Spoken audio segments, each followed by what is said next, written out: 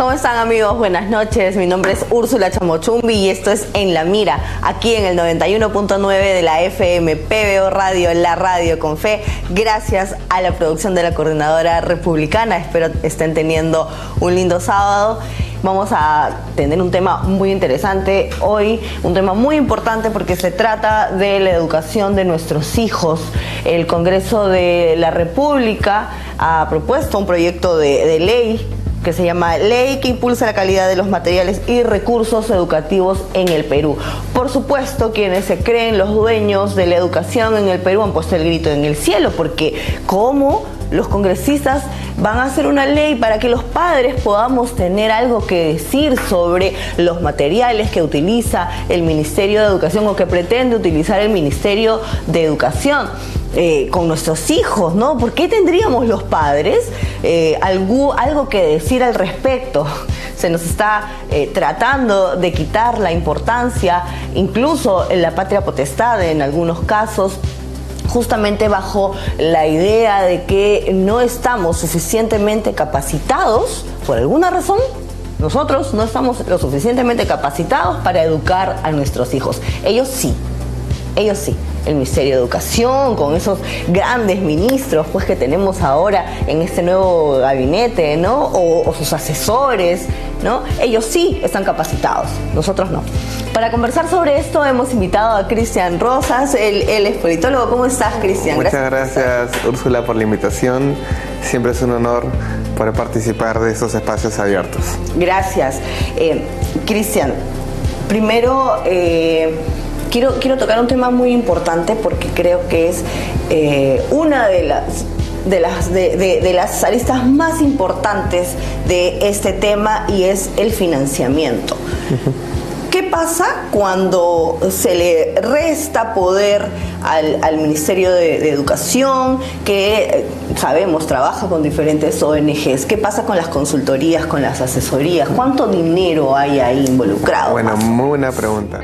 Realmente el Estado peruano ha ido incrementando el financiamiento a través de todos nuestros impuestos que pagamos los peruanos, pero no necesariamente para cumplir su rol subsidiario, que es la educación en el Perú, y el rol del Estado es subsidiario, o sea, es complementario, ayuda al padre en el deber de educar a sus hijos, sino más bien para extraer y hacer un lobby para judicialmente desarmarlos, legalmente destituirlos en cuanto a la rectoría sobre sus hijos. En otras palabras, estamos en un proceso en el cual se pretende usurpar a los hijos y se conviertan hijos del Estado. Y eso ya ha existido antes en la historia. En la Unión Soviética se desconocía la idea de que la familia era un cuerpo intermedio entre el individuo y el Estado. Solo existían hijos del Estado. Y eso no es algo exclusivamente del pensamiento comunista. Giovanni Gentil, ministro de Educación de Benito Mussolini y fundador del pensamiento fascista, decía precisamente esto, que el rol del Estado terminaba cuando los alumnos aprendían a hablar y pensar como el Estado quería que piensen. Es más, decía, el Estado no puede depender de las personas, sino las personas deben de depender del Estado. O sea, la moral y la religión no pueden estar por encima, sino supeditadas al pensamiento del Estado. Entonces estamos entrando a un modelo fascista o comunista en el cual no reconoce que el fin supremo del Estado es la persona humana, sino que más bien los visualiza como un medio para amoldarlos según la imagen y semejanza de un pensamiento particular. En otras palabras, nos visualizan simplemente como una masa, usando un término marxista, porque a la masa se le da forma, y quieren a los peruanos darle la forma ideológica, que no es educación, sino es adoctrinamiento, y eso hay que diferenciarlo. La educación nos enseña cómo pensar, y el adoctrinamiento nos dice qué tenemos que pensar, en la cual no hay disensión posible, ¿no? Pero los fachos somos nosotros. según lo que dicen. Hablábamos un poco de claro, primero está la parte del adoctrinamiento, pero también es muy importante la parte económica. También, claro. ¿Quiénes son los primeros que han saltado en contra? Porque ha habido pues todo un escándalo contra este proyecto de ley, pero ¿quiénes son los primeros que han saltado aquí? Por ejemplo, las ONGs, ¿no?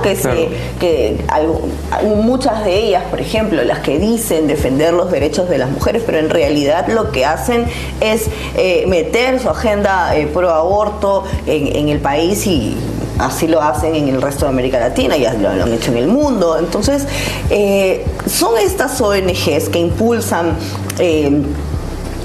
que impulsan, por ejemplo, que los padres no tengan que ver con la educación sexual de sus hijos. Sí, acertado. Son todos ellos, pero ¿cuál es el tipo de financiamiento que hay detrás de esto? Muy buena pregunta.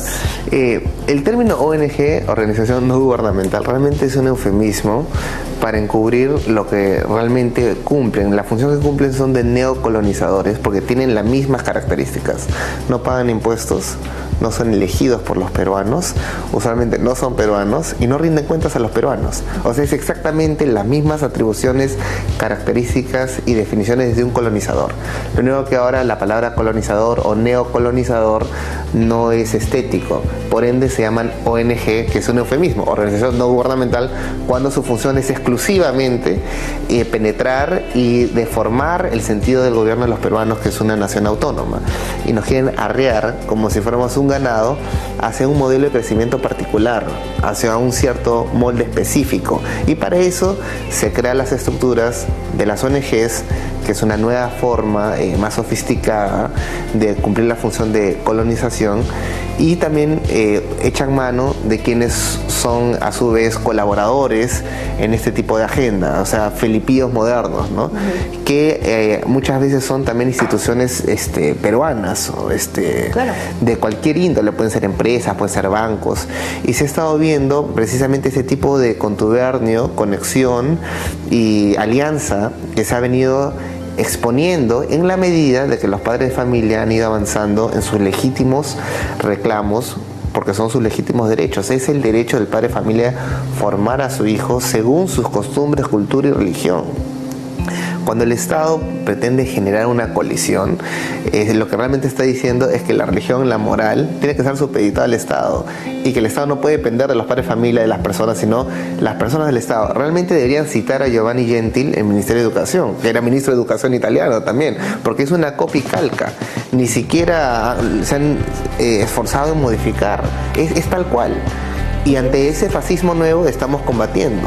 Y es bien interesante porque nos dicen, por un lado nos dicen, los padres no están capacitados, los padres no pueden hacer esto, los padres no pueden hacer lo otro, pero quieren que nuestros hijos dependan de un Estado paupérrimo, de un Estado donde el presidente tiene educación cero, donde hemos visto lamentablemente el pobre nivel intelectual del presidente, de sus allegados, y no hablando solamente de esa parte, sino también hablando de los valores, hablando de la corrupción, hablando, muchos de ellos agresores, muchos de ellos procesados por ladrones. Claro. Entonces pretenden que toda esa gente, porque así como son las cabezas, también pues son los subordinados, ¿no? Así es. Bueno, sobre ese punto es importante darse cuenta el pedestal desde el cual evocan sus comentarios al insinuar que los padres de familia no estamos preparados. La pregunta es, ¿quién lo dice? Nuestro asalariado. O sea, nuestros asalariados, que son nuestros servidores públicos, de ahí viene la palabra ministro, que en griego significa siervo. O sea, nuestro siervo, nuestro asalariado, nos viene a decir nosotros que lo subvencionan en su trabajo para un aspecto limitado y preciso y que realmente es complementario. ¿Cómo tenemos que actuar? Ese nivel de desubicación, esa desorbitación fresca, burda y abierta, realmente refleja un síntoma de desconexión y de desubicación. Por ejemplo, se olvida que el Estado es impersonal. Si hubiera un terremoto hoy en día, ¿quién dejaría a sus hijos con el ministro? ¿Alguien iría y dejaría a algún funcionario público a sus hijos? Por supuesto que no. ¿Por qué? Porque el Estado, por naturaleza, es impersonal. La única función del Estado es servir a los peruanos. Por eso le pagamos nosotros su salario. Ellos no son por encima nuestro. ¿Por qué? Porque la visión de que nosotros fuéramos súbditos y el Estado es nuestro soberano ya caducó. Ahora es al revés. Ahora tenemos ciudadanos, no súbditos, y tenemos servidores que se llaman ministros. Es lo mismo, servidor-ministro. Y tenemos primer ministro, que significa el primer servidor, y tenemos mandatario, que es el que recibe las órdenes de los mandantes. Y esto es parte de la herencia cristiana. O sea, fue Cristo quien dijo esto a sus discípulos. Le dijo, los reyes de este mundo se enseñorean sobre las naciones. Describía una relación vertical, soberano-súbdito. Mas no sea así entre vosotros. El que quiera gobernar al resto tiene que servir. Y el que quiera ser primero, debe ser el primero en servir. De ahí nace la palabra primer ministro, primer siervo. De la orden de Cristo a sus discípulos. Y el que quiera gobernar tiene que servir al resto. De ahí nace la noción de que el Estado tiene como fin supremo la defensa de la dignidad humana y la persona humana. Se está erosionando la cultura occidental, la cultura cristiana, y se está retornando un paganismo peligroso en el cual las personas se les extrae su dignidad y se los visualiza como discapacitados mentales en necesidad de una guía de ciertas personas que se imaginan iluminados, que han secuestrado el Estado impersonal y lo quieren convertir ahora amo y señor de todo el país. Y eso es algo que solo podría llevarse a cabo en la medida de que los peruanos hayamos cometido un suicidio espiritual colectivo. Pero esto es al revés. El Perú más bien es el que palpitó desde su corazón una voz de reclamo que se hizo audible en todo el mundo y que trascendió a 45 países. Era con mis hijos no te metas. Y lo mismo decimos hoy. Lo mismo el presidente del Congreso de la Comisión. Nuestros hijos no son medios de realización ideológico de nadie. Son nuestros hijos. Que lo que hay que entender y lo que hay que tener muy claro es que a través de la educación, a través de la formación de nuestros hijos, es que se llega a esos súbditos que agachan la cabeza, exacto, que no saben pensar, que solamente reciben órdenes. Exacto. Y lamentablemente estamos viendo mucho de eso hoy, porque claro, esto no es algo nuevo. Claro, ahora se hace más abiertamente, se hace incluso utilizando otras herramientas que son mucho más fuertes, porque hay que hacer el proceso, ¿no? Pero esto ya viene desde mucho antes, y sumado a la precariedad de la educación peruana, tenemos muchas personas, por ejemplo, que pueden ser llevadas de las narices a marchas contra su propia seguridad, claro, ¿no? ¿Para qué? Para sacar a un presidente que no les gustó, por ejemplo, o porque unas cuantas personas, un grupo de personas, unas ONGs y algunos medios de comunicación les dijeron está mal que esta persona esté ahí, esto es contra la ley. Y no era para nada contra la ley, pero se lo dijeron, y entonces esta gente salió, pues, pero como loca, a las calles a derrumbar un sistema democrático que luego nos trajo, por supuesto, las consecuencias que lamentablemente todo el país ha sufrido. Entonces este es un ejemplo clarísimo de lo que está sucediendo ya y de cómo puede recrudecer esa situación. Bien haces en mencionar esto, ¿no? Son piruetas de fachada popular que se producen por medio de estos neocolonizadores mal llamados ONGs que buscan instigar el sobresalto a los peruanos. Pero un caballero jamás puede instigarse al sobresalto, igual una dama. O sea, las personas libres, al ser libres, tienen la capacidad crítica de cuestionarlo todo y de no recibir órdenes como si fuéramos, pues, seres acríticos o sin alma, sin conciencia. El solo hecho que el Estado, a través del Ministerio de Educación, y no en este gobierno en particular, más bien en los otros gobiernos con mayor énfasis aún, ¿no?, se decía o se exigía que los padres de familia acaten de forma acrítica lo que se les dice, es un síntoma, pues, de soberbia, es un síntoma de desubicación. Es como usted le permitiría, si fuera dueño de un restaurante, que su mozo le diga cómo administrar su restaurante. Por supuesto que no. ¿Y por qué le permitiríamos a un servidor de educación decirnos o robarnos la rectoría de educación si es nuestro asalariado? Su función está enmarcada a un límite puntual. No podemos ni siquiera entrar en discusión, porque discutir implicaría reconocerle algún nivel de equidad, y no es así. Son nuestros hijos. El Estado, su rol educativo es subsidiario. O sea, complementa y ayuda al padre, no al revés, no lo suplanta, no lo equipara y mucho menos lo supera. Tenemos que romper este molde fascista, este molde comunista, tenemos que superar este complejo de inferioridad, este tipo de complejo que nos hace sentir como si fuéramos nosotros una manada, y no es así, no somos así. Cada persona es especial, cada familia es particular, cada uno tiene sus costumbres, sus creencias que debe preservar, y el Estado no puede avasallarlos. Exacto, y incluso se habla o cuando reclaman acerca de este proyecto de ley nos dicen que justamente es eso, ¿no? Que se busca, lo que buscan ahora algunos grupos o de padres de familia es quitarle la rectoría al Ministerio de Educación sobre lo que se tiene que enseñar y cómo se tiene que enseñar, pero en realidad no es eso lo que dice el proyecto. Es muy puntual. Lo único que el proyecto de ley busca es reafirmar un derecho existente, que los padres de familia tienen el derecho de participar en la formación de sus hijos y que tienen el derecho de revisar los textos que se les está poniendo. ¿Por qué? Porque hubo un escándalo, se descubrían textos educativos o mal llamados educativos que realmente lavaban el cerebro a los niños, haciendo un revisionismo histórico y también induciéndolos a través de links a pornografía de la peor calidad y de la peor calidad humana, inclusive llevándolas a tiendas para que puedan adquirir objetos sexuales, cosas que no tienen nada que ver la función del Estado. O sea, el Estado no tiene ningún deber para inducir a los niños o a los hijos o a los peruanos a cómo vivir su sexualidad, porque eso no es una cuestión pública, no es una cuestión de Estado, es una cuestión personal, es una cuestión privada. El Estado no le tiene por qué incumbir esta parte del desarrollo humano. Sin embargo, con la excusa de la mal llamada educación sexual, lo que buscaban era promoverlo, inducirlo de una forma impropia. Claro, y no solamente, ahora que tocas el tema de la educación sexual, en este proyecto de ley en específico no se impide la enseñanza de la educación sexual. No, lo único que se pide es la revisión de los textos para justamente evitar que hayan, como lo que sucedió antes, y estás comentando, estos links, para evitar que hayan contenido explícito. Que por supuesto, porque debemos recordar que en el Perú es un delito violar la indemnidad sexual de un menor de edad. ¿Qué es la indemnidad sexual? Es inducirle a un niño, por ejemplo, a ver pornografía. O sea, si alguien le da a un niño un libro, un texto pornográfico, es un delito, se va a la cárcel porque violan la indemnidad sexual. O sea, los niños tienen indemnidad, o sea, no pueden ser instigados ni inducidos hacia un texto que viola su desarrollo natural biológico. Eso está penado por ley. Entonces, si eso está penado para cualquier persona en la esquina, en la calle, ¿cómo el Ministerio de Educación lo va a hacer de forma masiva y abierta?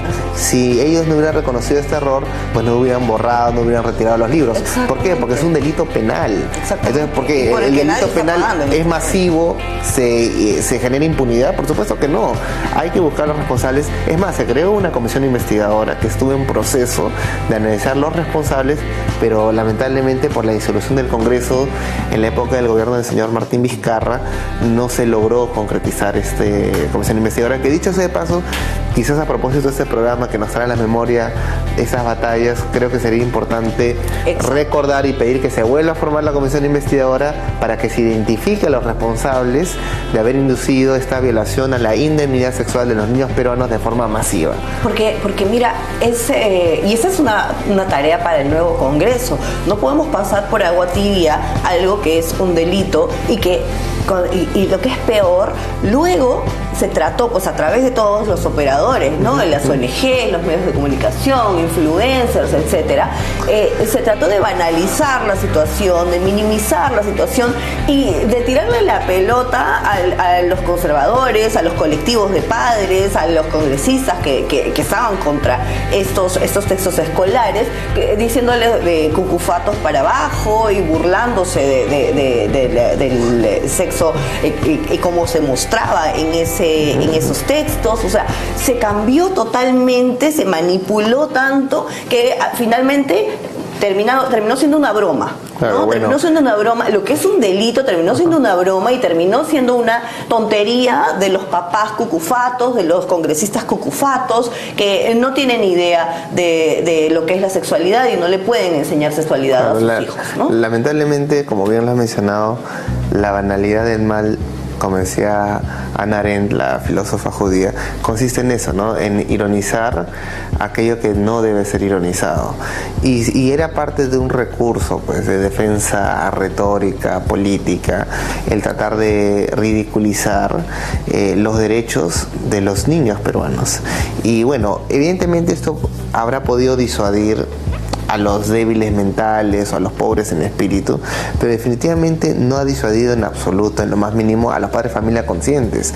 O sea, muchas personas hacían oídos sordos porque evidentemente estaban convencidos que aquellas declaraciones o aquella campaña que empleaba epítetos ahirientes, finalmente era ineficaz en aquellos padres que estaban motivados por un amor. Porque el amor es una fuerza, es la fuerza más grande que hay en la tierra. El amor no todo lo sufre, o sea, no se va a rendir. Y el amor de los padres de familia por sus hijos no se va a disuadir porque alguien invente un epíteto como homofóbico que ni siquiera está en la lista de fobias médicas, eso es solamente un epíteto, ¿no?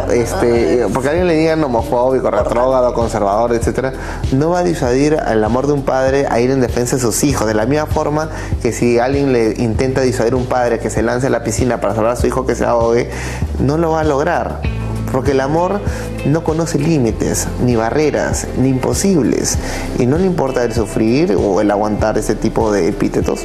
Por eso hemos proseguido hacia la meta y consistentemente seguimos avanzando hasta que podamos concluir en lo trazado, y esto es evidentemente recuperar los derechos, reafirmar los derechos de los padres de familia, que ese es el primer proyecto de ley que estamos hablando en 904, que es solamente el preludio, la abrebocas de una serie de proyectos de leyes más que se vienen hasta que se logre el objetivo final en el Perú, en el continente y el mundo, que es erradicar completa y absolutamente la ideología de género. Así es. Muchísimas gracias. Gracias a ti, Úrsula, por haber estado con nosotros esta Un honor. noche. Y muchas gracias también, amigos. Recordemos que programas como estos sirven para llamar la atención sobre lo que está mal. Estamos siendo víctimas de una manipulación a gran escala, así como el tema del que hemos hablado hoy y que ya hemos tratado en semanas antes acerca de la SUNEDU, por ejemplo. Hay que darnos cuenta que cada vez que ocurre algo que va en contra de los grupos de poder o que mina en algo su poderío, la parte económica, siempre termina siendo manipulado. Nosotros no podemos dejarnos manipular, nosotros tenemos que estar conscientes de que hay poderes que están tratando de socavar nuestra dignidad, la dignidad de nuestros hijos, y es muy importante para evitar una crisis, para evitar que esta sociedad se termine de derrumbar. Es muy importante que nosotros podamos pensar por nosotros mismos, que podamos leer, que podamos informarnos y formar nuestros propios criterios en base a lo que sabemos que es mejor para nosotros y nuestras familias. Muchísimas gracias por haber estado con nosotros esta noche. Nos vemos la próxima semana aquí en el 91.9 de la FM PBO Radio, la radio con fe. Chao.